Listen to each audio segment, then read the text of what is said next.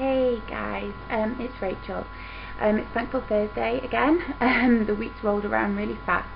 I know last week we started a four-week rotation, and today we're going to be looking at what to do when you actually can't get any proper kind of treatment. Last week we kind of looked at the difficulty in finding treatment, and I tried to kind of reassure you that just because you can't get treatment, it doesn't mean, or your treatment's been stopped, it doesn't mean that you don't necessarily have a problem. Insurance policies run out and all the rest of it.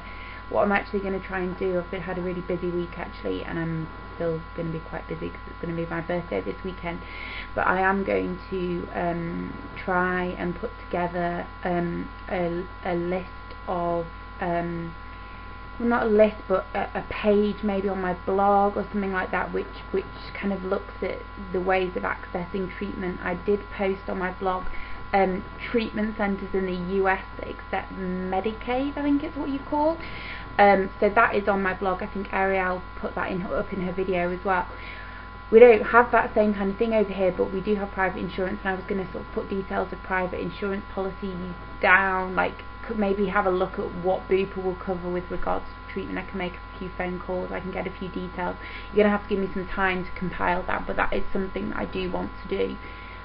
So I'm going to take some notes of that, and like I said, make some calls and try and get some details down, because I do know that a lot of people, when it comes to accessing treatment, actually are quite clueless as to where to go. And I know that isn't a criticism. When I first got ill, it was very, very difficult to know what to do, and obviously in the UK the first sort of port of call is going to your GP and seeing what's available. But it's only as you go through the journey and as the years pass that you kind of start to understand a little bit more about not only what's available but also how to access things. So today I'm going to look at what to do if you can't get any treatment, and then hopefully in a follow-up post or something on my blog or somewhere like that, I'm going to try and put together a resource list, because I do know how difficult it is to get treatment in this country. I want to split the video up into two parts. I want to first look at where you can turn if you have either no money for treatment, if you're being refused on the NHS, if your insurance, you've been say in hospital under treatment with insurance and you find yourself now on a waiting list for the NHS. So I want to look at what there is out there that can be helpful to you. And then the second part of the video, I want to kind of look at what I did when I first started to recover, and when I did this from home and actually wasn't in any treatment at that point. So I want to kind of take you back through my journey with that, and also I can bring in elements of that as to what I'm helping my girlfriend with at the moment in terms of her treatment. So that's going to be kind of the run of the video really. Where to start? Okay, to find out whether you can actually access treatment, you do need to go to your GP. Carefully choose your GP, because some GPs are very unwilling to make referrals, and what I will say to you is that quite often, based on that initial consultation with your GP concerning your issues, eating disorder or otherwise, will depend then on what can happen. I was very fortunate because, not now because we've moved house, but I had a very, very good GP who got me into treatment almost immediately. So that is going to be your first port of call. Your GP will be able to inform you as to whether there are resources available. If you cannot get treatment with your insurance, or you don't have insurance, or through the NHS, your GP should hopefully have some sort of awareness of what is available, and if they don't have that, they should be able to discuss or interact with somebody who does. It is quite helpful as well to try and research some of this yourself. We do have access to the internet now, and there is a huge amount of resources available on the internet to help with regards to finding treatment. If you cannot get any proper treatment, my the first place I would kind of send you to for the UK is to the BEAT website, BEAT, Beat Eating Disorders website. Ariel covered the version they have in the States. In the UK we have that's BEAT, and on there is a mass of resources. What they actually have new now is the Help Finder directory, and there's a number of different support services listed here. So what you can basically put in is the organisation, so a self-help group, which I'm going to hopefully be starting to run soon, a charity body, independent treatment, NHS organisation. You put in the area that you're in, and you can find details of what is available in that area. So that's something new to BEAT, and I haven't personally used it, but I'm figuring that it's pretty helpful. Message boards exist for BEAT as well. Recovery, different information is available there on eating disorders, so you have that as well.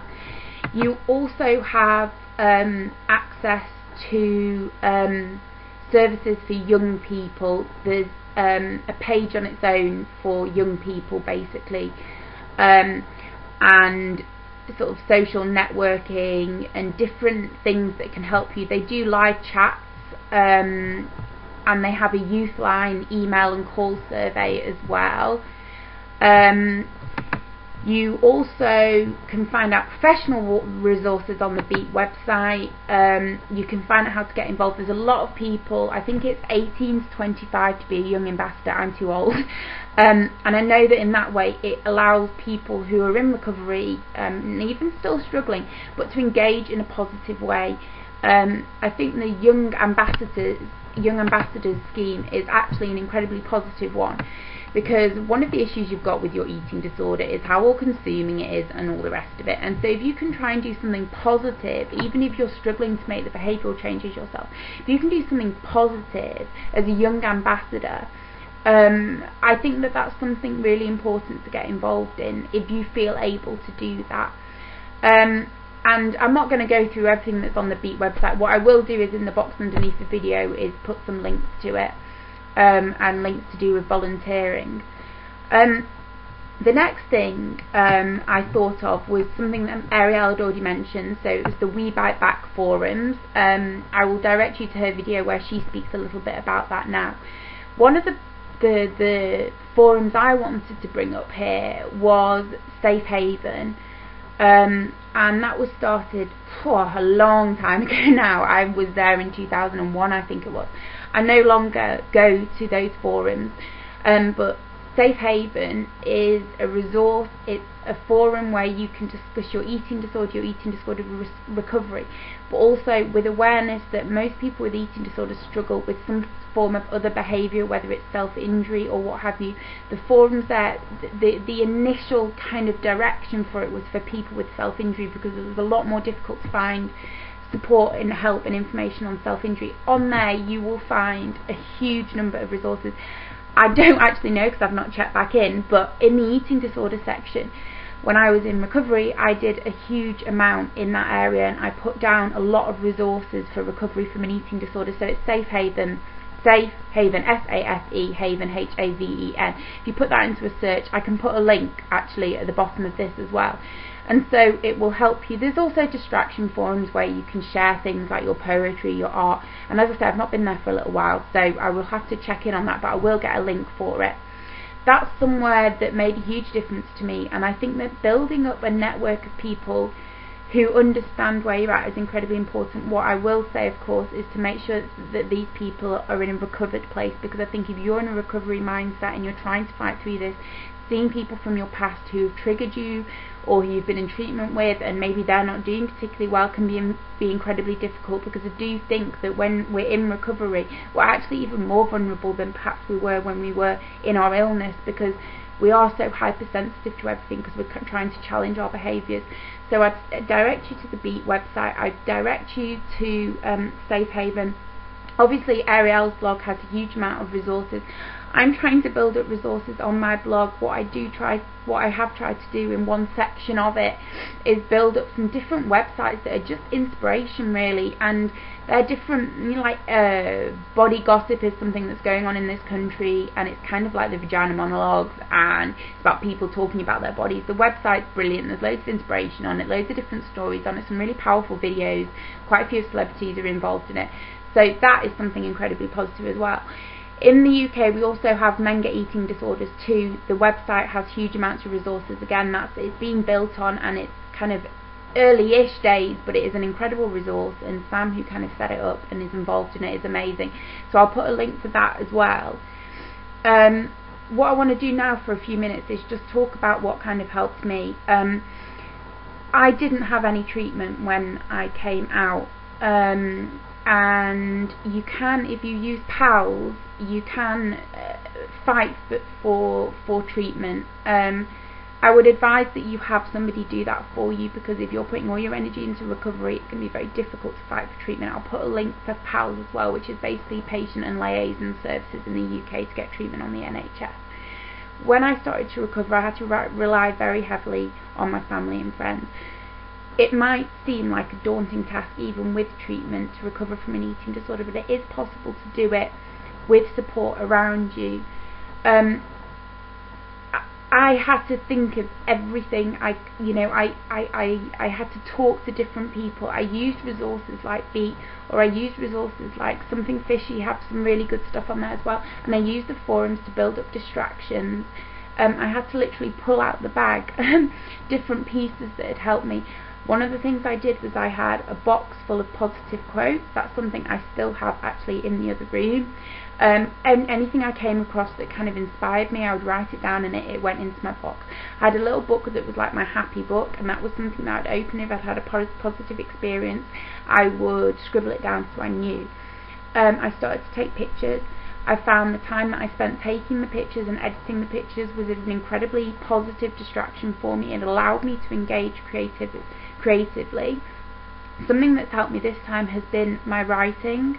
When I came out of treatment last year, which I'm now discharged from, I just started to write, and every morning I would force myself to write for at least half an hour. It's things like that that are going to help move you forward, and you might not behaviourally be able to change things, but if you can start to do little things for yourself that are positive, you're taking steps towards something. And the whole issue with treatment is this idea that if you don't get treatment, you're not ill enough. And what I will say to you is, please don't take that message with you and get iller. If you can't get treatment, try and watch videos like this, try and engage in what is out there, and just try and help yourself in the small ways, even if behaviourally you can't change. So there are some of the things that help me, and you know, the fact that we now have these resources like these videos going, and so many activists trying to help people with eating disorders. There is a lot more out there if we can't get help. And no, we're not a substitute for professional help, but a lot of us are in training, and a lot of us have resources and ideas that you might find helpful. So please don't hesitate to contact us here on the channel, or contact me via email or via Facebook, or in whatever way, and I'll do my best to help you out, guys. And I'm going to go now because the video is going to run over, and I'll see you next week. Okay, bye.